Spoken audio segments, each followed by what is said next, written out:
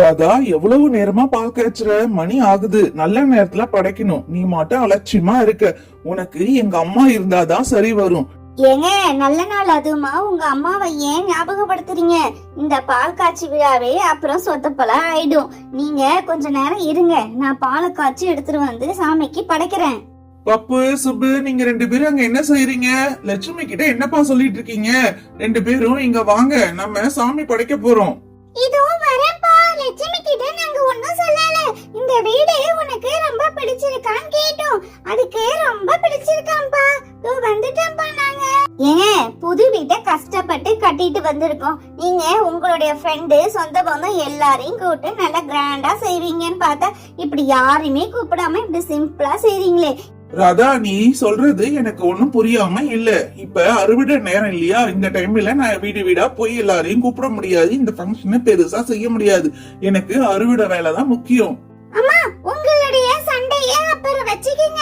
எனக்கு ரொம்ப பசிக்குது. சீக்கிரமா படைச்சிட்டு அந்த பாலாவது கொடுங்கம்மா.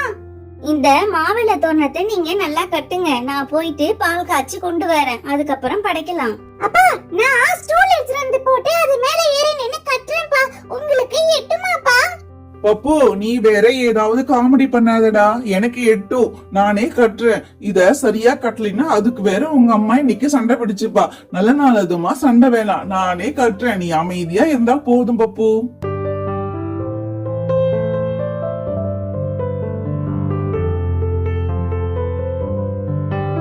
ராதா, பால் காய்ச்சியாச்சா? மாவிளை தோரணம் எல்லாம் கட்டியாச்சு. நல்ல நேரத்துல படைக்கலாம். சீக்கிரமா கொண்டு வா. இதோ பால் காய்ச்சிட்டேன். இதோ எடுத்துட்டு வரேங்க.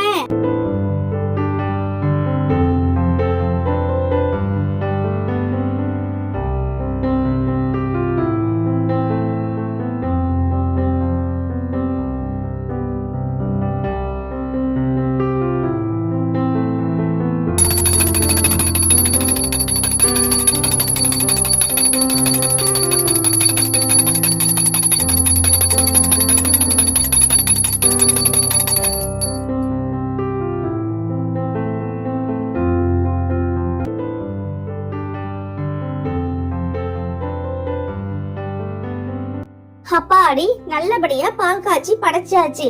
எல்லாரும் பாலை எடுத்துங்க.